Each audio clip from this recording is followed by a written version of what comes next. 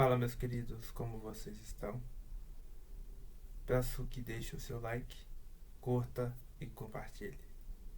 Vamos para a nossa aula. Vamos aqui começar então a nossa terceira aula do estudo sobre teontologia, a doutrina do Deus Pai. Um assunto essencial para a vida cristã, um assunto crucial para uma maturidade espiritual.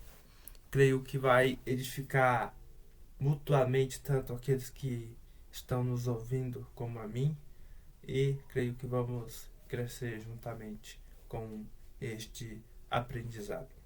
Hoje vamos falar sobre o Pai de Israel. Não centralmente, o assunto rodeará essa temática, Pai de Israel, mas vamos pincelar sobre o assunto e sobre os demais tópicos apresentados aqui nesse slide.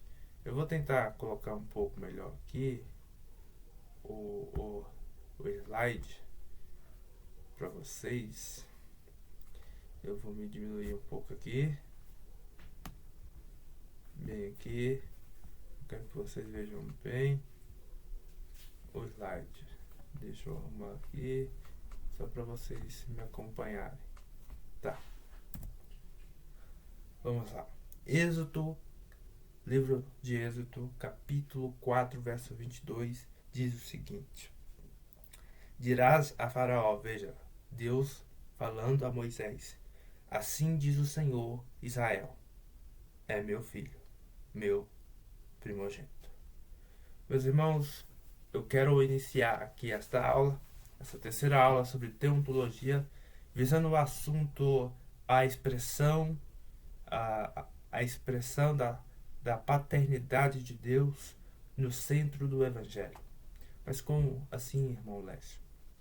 Deus, em sua paternidade, ele age diante de toda a história, de Gênesis a Apocalipse, apontando a sua ação de paternidade, sacrificando o seu filho, ele mesmo, por nós.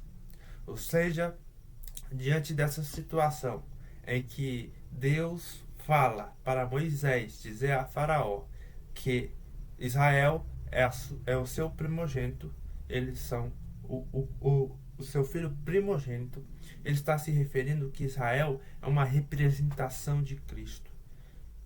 Deus trata Israel como seus filhos, o seu povo.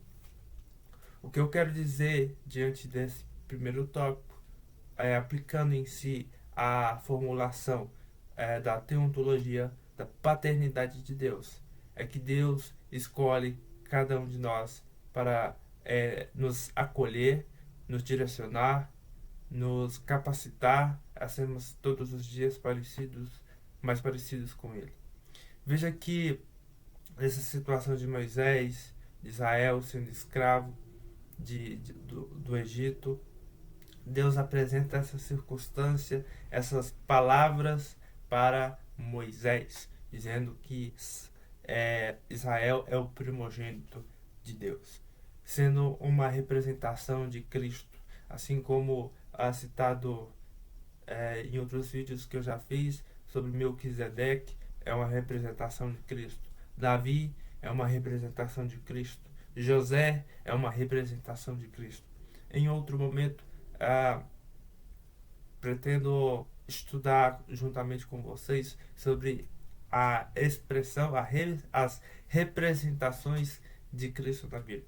É muito interessante isso, que concerne entender a explicação do Antigo Testamento e o Novo Testamento, aplicando o centro do Evangelho, que é Jesus Cristo, que veio ao mundo, tomou o nosso lugar, tomou sobre si os nossos pecados, morreu e ressuscitou, pagando assim a condenação que era nos dada em si, tomou sobre si todas elas, morreu e ressuscitou ao terceiro dia, tomando sobre si a nossa morte e nos dando vida através da sua ressurreição. Então Deus escolhe o seu povo, Deus escolhe a igreja. Através de Cristo Jesus, todos aqueles que creem em seu nome poderão ser salvos. A relação pactual: proteção, direção e correção. Vamos lá. Primeiramente, nós vemos a proteção de Deus em Salmo 91, salmo muito conhecido, que muitos deixam apenas aberto em suas salas e desperdiçam assim a qualidade, a profundidade desse salmo, achando que só por ele estar aberto há alguma ação. Isso é completamente incorreto, segundo a palavra de Deus, pois ela é feita para ser lida, ser ouvida e ser praticada.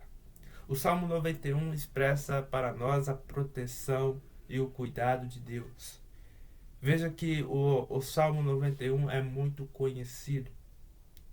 Ele nos mostra que possivelmente foi escrito por Moisés pela sua formulação e a sua profundidade do conhecimento de Deus. Ou seja, pegando lá se não me engano, do Salmo 90, que foi Moisés que escreveu, e o 91 não expressa diretamente quem foi o seu autor, então se expressa, se compreende, segundo os estudiosos, que o Salmo 91 foi escrito por Moisés. Dessa maneira nós vemos a ação e a proteção de Deus, o cuidado do Senhor. Veja, abra em sua Bíblia o Salmo 91. Salmo 91. Veja, olha o que diz. O que habita no esconderijo do Altíssimo e descansa à sombra do Onipotente, diz ao Senhor, meu refúgio e meu baluarte, Deus meu, em quem confio. Veja que eu vou ler só essa primeira parte. Aqui ele já expressa alguns atributos de Deus. Veja a profundidade do Salmo 91. Mas diante do nosso assunto aqui sobre a proteção de Deus, veja que ele vai dizer o que habita no esconderijo do Altíssimo. Aquele que habita na presença de Deus. É escondido, é protegido, é guardado por Deus. Pode tanto cair à sua direita ou à esquerda, você não será atingido. Essa expressão não quer dizer que você não sofrerá, não passará por problemas, mas significa que Deus está te protegendo daquilo que é necessário, que você não seja atingido, está cuidando da sua história, está cuidando da vida da sua igreja, dos seus filhos. É interessante já pontuarmos que sobre Deus Pai e seus filhos será o tópico da nossa quarta aula. Vai ser muito bom, eu conto com vocês. Então a gente vê a direção de Deus ali em Provérbios capítulo 4, verso 23, que vai falar sobre de tudo que tem que guarda o seu coração, porque deles procedem fontes de águas vivas. Veja que Isaías 30 também vai tratar sobre assunto parecido.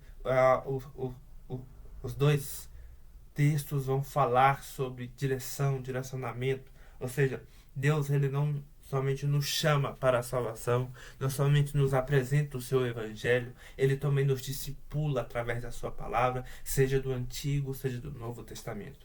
Veja o tratamento de Deus para com seus filhos, o tratamento do Pai de Israel, do Pai da igreja, que é Deus, que é Jesus Cristo. É interessante, há muitas pregações que expressam a Bíblia, a palavra de Deus, como uma carta de um pai aos seus filhos.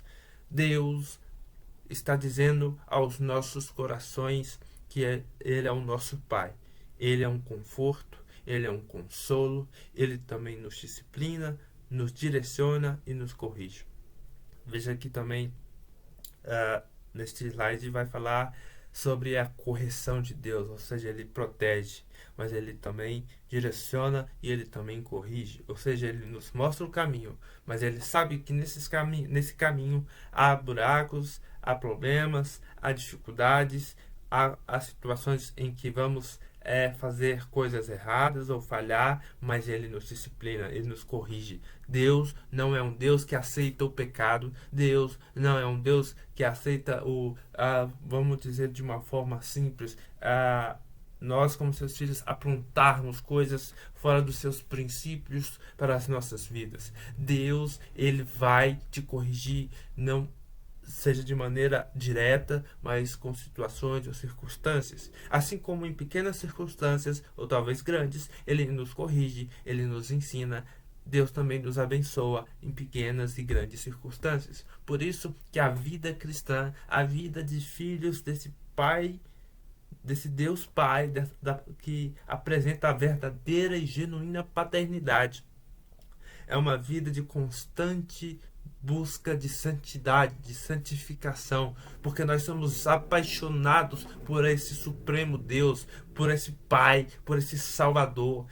Porque Ele é o Pai de Israel, Ele é o Senhor dos Senhores, Ele é o nosso Salvador, Ele é aquele que era, que é e que há de vir, o Cordeiro de Deus que tira o pecado do mundo e nos traz vida e vida em abundância. Então, diante dessas características desse grandioso Rei da Glória, não há como colocarmos a uma vida sem percebermos a sua proteção, a sua direção e a sua correção. Veja que o outro tópico é o amor paternal. Mesmo diante da rebeldia de Israel, mesmo diante da sua rebeldia, o amor paternal de Deus por Israel, por nós, mesmo diante da rebeldia do povo, é um tema recorrente na Bíblia. Israel muitas vezes falhou, muitas vezes caiu na idolatria, caiu no sofrimento. Deus disciplinou, Deus teve misericórdia, Deus abriu as portas para a proximidade novamente com Ele. Assim como quando Jesus veio, Ele reconstruiu a ponte de relacionamento entre o povo de Deus, entre a igreja, entre aqueles que creem em seu nome, para que possamos ter intimidade novamente com Ele. Ou seja, expressando assim, através da salvação, através do seu evangelho, através das suas palavras, o seu amor paternal. Oséias 11, verso 1, capítulo 3, verso 4, Jeremias 31, verso 20, destacam esse amor incondicional, mostrando que a disposição de Deus em perdoar e restaurar seu povo, apesar de suas transgressões. Veja, meus irmãos, que continuando, veja que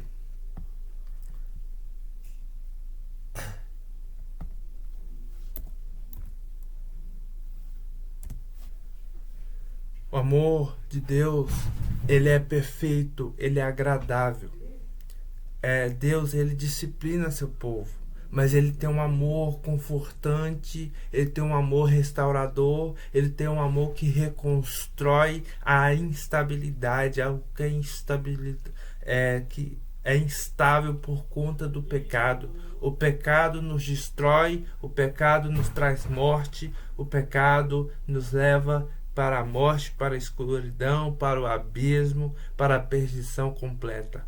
Mas Deus, com seu amor paternal, apresenta através de evangelistas, através de pregadores, que o evangelho salva, que o evangelho é misericordioso, que o evangelho vos apresenta a chance de arrependimento, a chance de se render a esse evangelho, a chance de se entregar a essa palavra, a chance de negar a si mesmo e tomar a sua cruz.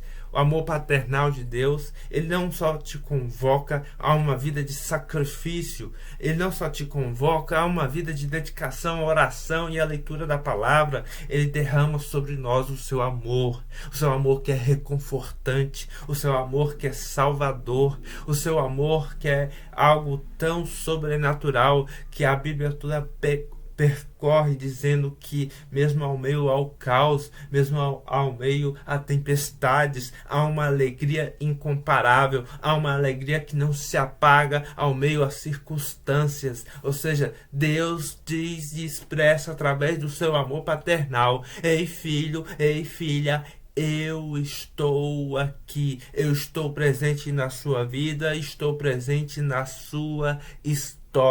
Ou seja, Deus, quando ele expressa através da sua paternidade, ele diz a nós, ele reconforta a nós, ele abre os seus braços dizendo: venha filho, porque eu estou presente, eu sei o que você tem passado, então me busque, então descanse, então se alegre no meu evangelho, na minha palavra, no meu amor, na minha graça, na misericórdia.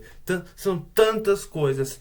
o que é que tem te impedido de ter intimidade com esse Deus? O que é que tem te impedido de se render a esse Deus? Talvez um sentimento, talvez uma emoção, talvez uma bênção, coisas que talvez estejam faltando nesse relacionamento com Deus, talvez algumas situações que não aconteceram. Meu irmão, minha irmã, o relacionamento com Deus não é sobre o que Ele pode te dar, mas o que Ele já te deu lá na cruz. Creia, busque, se entregue, se renda. Não importa sentimento, não importa emoções, o que importa é você se render, reconhecer os seus pecados e se render, e para que no momento em que Ele desejar, Ele vai derramar esse amor paternal sobre o seu coração, e você vai perceber que toda a sua entrega, a sua redenção de todo o seu coração, genuinamente, então você vai perceber que vai valer a pena. Vai valer a pena. Vai valer a pena você ter feito isso. Vai valer a pena você ser um filho de Deus. Porque lá no reino dos céus, todo choro será enxugado. Toda tristeza será confortada. Toda alegria será derramada. Porque Ele te espera como um pai esperando seus filhos voltarem de uma longa viagem, de uma longa peregrinação.